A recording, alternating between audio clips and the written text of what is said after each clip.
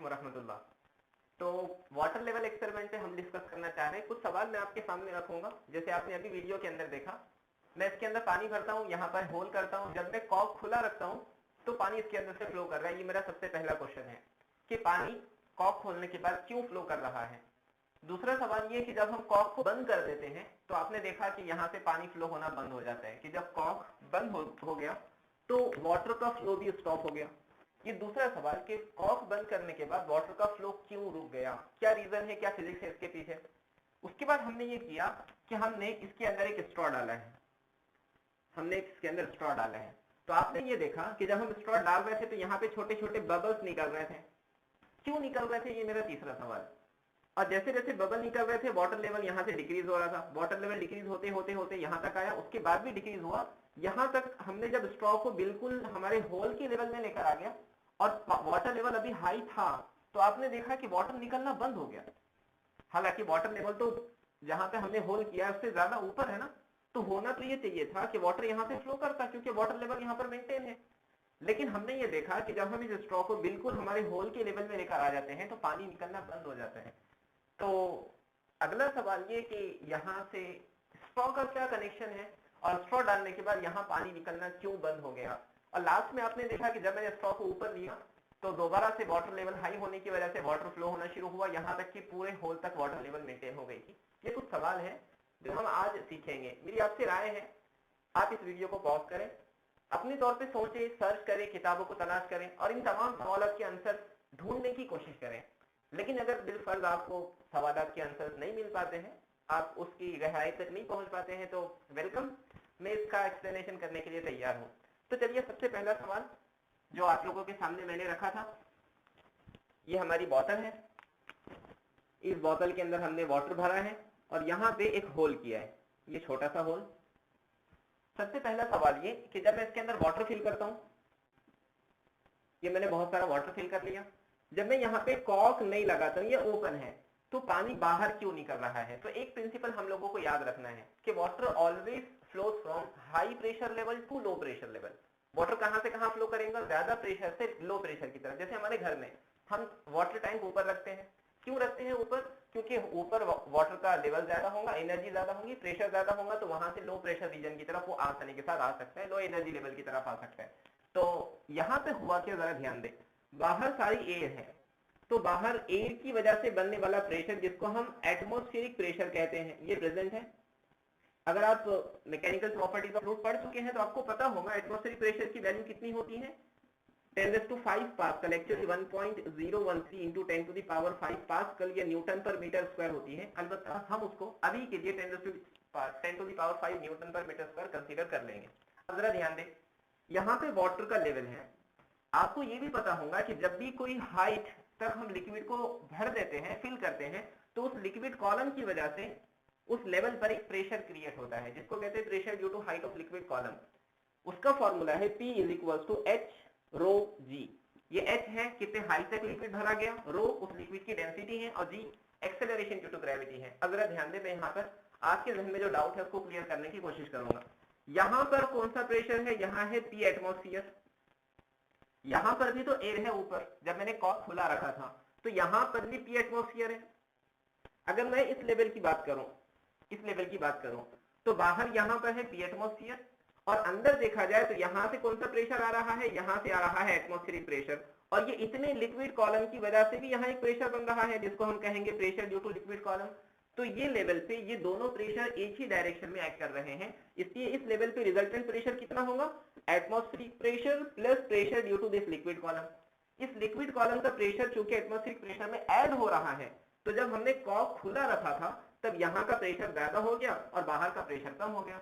इसलिए ऑब्वियसली हमको पता है कि हमेशा लिक्विड कहां से कहां फ्लो करेगा, high pressure region to low pressure region flow करेगा। यहाँ का प्रेशर रीजन हाई हो गया, यहाँ का प्रेशर लो हो गया, तो पानी बाहर फ्लो करने लगा।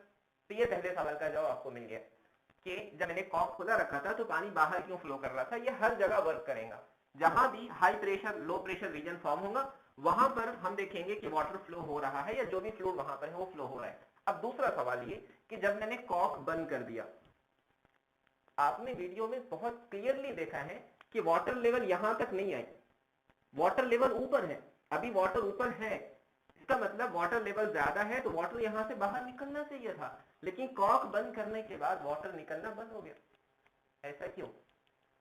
ऐसा क्यों? एक बात बताएं, क्या बाहर की एयर चेंज हुई? बिल्कुल नहीं, तो बाहर अभी भी पी एटमॉस्फेयर है। लेकिन अंदर के बारे में सोचिए, चूंकि हमने यहाँ से कनेक्शन क्लोज कर लिया, जब हमने यहाँ से कनेक्शन क्लोज किया तो ऊपर का जो सारा लेवल बन रहा था एटमॉस्फेरिक प्रेशर के लिए, वो एयर सिर्फ इतनी बन चुकी है, तो यहाँ का इतने रीजन का प्रेशर यहाँ पे इफेक्टिव है। क्योंकि बाहर से हमने क्लोज कर लिया ना, तो बाहर की एयर से कंसर्ट टूट गया, तो अंदर बनने वाला प्रेशर पी एटमॉस्फेरिक प्रेशर नहीं होगा, उससे कम होगा। क्योंकि यहाँ पे एयर है इसलिए अभी भी प्रेशर होगा, बिल्कुल होगा, लेकिन पी एटमॉस्फेयर से कम होगा। यहाँ का प्रेशर पी एटमॉस्फेयर नहीं है बल्कि पी एटमॉस्फेयर से कम है। इस वजह से क्या हुआ, बाहर वाला प्रेशर बढ़ गया और अंदर वाला प्रेशर, क्योंकि यहाँ की एयर से ये चीज डिस्कनेक्ट हो चुकी है, इसलिए यहाँ का एटमॉस्फेरिक प्रेशर गायब हो गया। तो दोनों के समेशन करने के बाद ये रिजल्टेंट वैल्यू, अभी का प्रेशर जो कि थोड़ी सी एयर है वो जो प्रेशर बना रही, और ये लिक्विड कॉलम की वजह से बनने वाला यहाँ पर प्रेशर, ये अभी जो है वो पी एटमॉस्फेयर से कम हो गया। जब ये पी एटमॉस्फेयर से कम हुआ, बाहर का प्रेशर ज्यादा है, अंदर का प्रेशर कम है, इस वजह से हुआ ये कि पानी बाहर नहीं आ रहा है। तो एक मेरा बहुत अच्छा क्वेश्चन कि अगर पानी बाहर नहीं आ रहा है, मैं जो कह रहा हूं आपको कि अंदर का प्रेशर कम हो गया, बाहर का प्रेशर ज्यादा हो गया, तो एयर अंदर क्यों नहीं जा रही? अगर मैं सच्ची बात बताऊं तो मैंने आपको कुछ बातों को तोड़कर पेश किया है। मैं चाहता हूं आप उसका आंसर मुझे कमेंट सेक्शन में दें कि एयर अंदर क्यों फ्लो नहीं कर रही है। तो ये सवाल आपके लिए जो बहुत आसानी के साथ आप इसका आंसर दे पाएंगे। मैं आपको हिंट देता हूं, this is based on the equilibrium condition. आपको इक्विलिब्रियम के ताल्लुक से सोचना, आप इसका आंसर बहुत आसानी से तलाश कर पाएंगे। तो ये तो हुआ सबसे पहला एक्सपेरिमेंट जो हमने सीधा सीधा किया बगैर स्ट्रॉ के। अब हम क्या करते हैं, सेम सेटअप के अंदर एक स्ट्रॉ डाल देते हैं, ऊपर के कॉर्क के अंदर होल किया, ऊपर के कॉर्क में होल किया जाता है और यहाँ पे एक स्ट्रॉ इंसर्ट की जाती है। यहाँ पे हमने हमारा बटन होल किया था जिसमें से पानी निकल सके। यहाँ पे आपने देखा कि हमने वाटर फिल किया है। हमने सबसे पहले यहाँ पे हमने कॉर्क लगाया और ये हमारा स्ट्रॉ है। आपने देखा कि हमने पहले स्ट्रॉ को एयर के अंदर रखा था तो पानी बहुत तेजी से बाहर आ रहा था, वाटर लेवल बहुत फास्ट डिक्रीज हो रही थी। हम ये स्ट्रॉ को धीरे धीरे अंदर लेकर जाते हैं। जब हम अंदर लेकर जाते हैं तो आपने ये देखा कि यहाँ से बबल्स निकल रहे हैं। तो पहला सवाल ये कि भाई bubbles are coming from the straw, इस स्ट्रॉ के अंदर से बबल्स क्यों निकल रहे हैं? अगर यहाँ से बबल्स निकल रहे हैं इसका मतलब क्या है? इसका मतलब ये है कि एयर यहाँ से अंदर जा रही है। समझ आई? अब जरा देखो, हमने कॉर्क के अंदर से कितना होल किया है, मतलब यहाँ से तो एयर बाहर आने से नहीं, अंदर जाने से नहीं, मतलब this is air tight. Air के आने का सिर्फ एक रास्ता है। अब यहाँ से पानी बाहर निकल रहा है तो वाटर लेवल डिक्रीज हो रही है। जब वाटर लेवल डिक्रीज हुई तो यहाँ पे कोई और चीज आ नहीं सकती ना ओपन स्पेस में, तो यहाँ पे ऐसा कह सकते हैं कि वैक्यूम क्रिएट हो रहा है, लेकिन वैक्यूम डायरेक्टली क्रिएट नहीं होगा। तो बेटर वर्ड ये है कि यहाँ का प्रेशर धीरे धीरे डिक्रीज हो रहा है। प्रेशर डिक्रीज होने का रीजन क्या है? वाटर लेवल नीचे आ रही है, पानी यहाँ से बाहर जा रहा है ना, और यहाँ पे कोई दूसरा सब्सटेंस आ नहीं सकता, तो जो एयर है वो एक्सपांड हो रही है। एक्सपांशन की वजह से वॉल्यूम इंक्रीज हो रहा है, प्रेशर डिक्रीज हो रहा है। तो यहाँ का प्रेशर डिक्रीज होने लगा। बाहर का प्रेशर है पी एटमॉस्फेयर, अंदर का प्रेशर जब पी एटमॉस्फेयर से कम हो गया तो यहाँ से एयर अंदर आने लगी, जो आपने बबल्स की शक्ल में देखी। तो यहाँ से बबल्स अंदर आने लगी, एयर अंदर आने लगी। तो ये हमने तीसरे सवाल का आंसर आपको दिया कि बबल्स क्यों अंदर आ रहे थे। उसके बाद की चीज ये है कि हम इस स्ट्रॉ को और अंदर लेकर आते हैं। अंदर लाते लाते लाते लाते जब हम हमारे बॉटम के होल पर उस लेवल को मैच कर देते हैं तो आपने ये देखा, ऑब्जर्व किया कि वाटर लेवल अभी भी हमारे होल से काफी ज्यादा ऊपर है, काफी ज्यादा ऊपर है, लेकिन अब भी पानी निकलना बंद हो जाता है। ऐसा क्यों भाई? तो ये सबसे इंपॉर्टेंट चीज है इस एक्सपेरिमेंट की जो हमको समझना है। एक बात बताएं, जब पानी बाहर नहीं निकल रहा है इसका मतलब यह है कि outer pressure is equal to inner pressure, मतलब अंदर जितना प्रेशर बन रहा है बाहर भी उतना ही प्रेशर बन रहा है। अगर दोनों का प्रेशर लेवल सेम हो जाता है तो पानी बाहर निकलना बंद हो जाएगा, अदरवाइज पानी बाहर निकलना चाहिए। अब अंदर का प्रेशर बाहर के प्रेशर जितना कैसे हो गया इसको समझते हैं। बाहर कितना प्रेशर है? बाहर तो प्रेशर है पी एटमॉस्फेयर।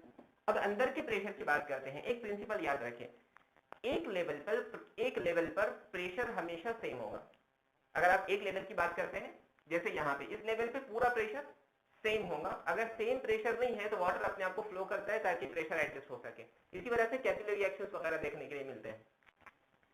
अब जरा ध्यान दें, ये हमारी स्ट्रॉ पूरी हॉलो है और इसका कनेक्शन एयर से है, मतलब इतने एरिया पर मैं इस क्रॉस सेक्शन को दोबारा बनाता हूँ। ये हमारे बॉटल का क्रॉस सेक्शन, ये टॉप व्यू है जैसा हम ऊपर से देख रहे हैं बॉटल को, और ये बीच में हमारी स्ट्रॉ है, ऐसे ऊपर से देख रहे हैं।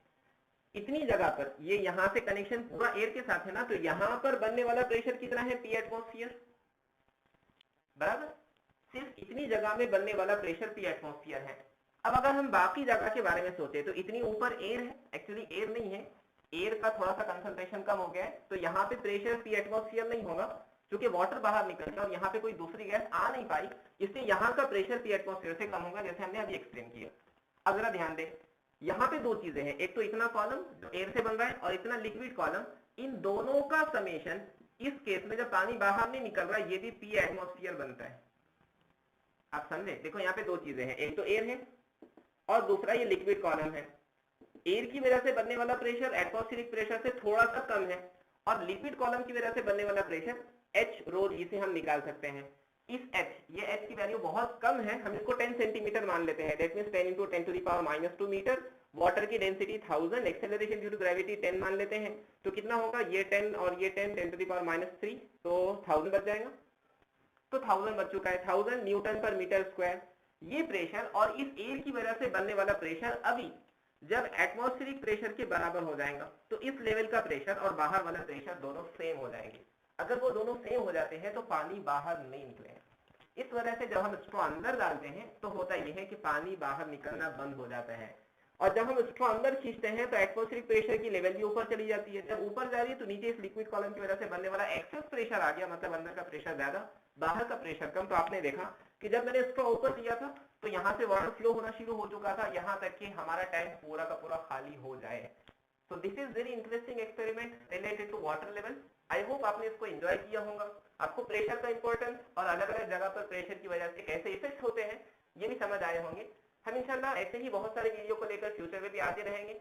मैं आपके कमेंट्स का वेट कर रहा हूँ। मैं चाहता हूँ आप उस कमेंट में सवालात करें मेरे साथ और अपने आइडियाज को शेयर करें। ये भी बताएं कि आपको ये लेक्चर कैसा लगा। अगर आपको ये लेक्चर अच्छा लगा है तो इसको अपने दोस्तों के साथ शेयर करें ताकि बहुत सारे लोगों को पता चले कि हमारे आसपास की दुनिया कैसे वर्क करती है। हम इंशाल्लाह जल्दी दोबारा मिलेंगे, तब तक के लिए फी अमानिल्लाह। Thank you.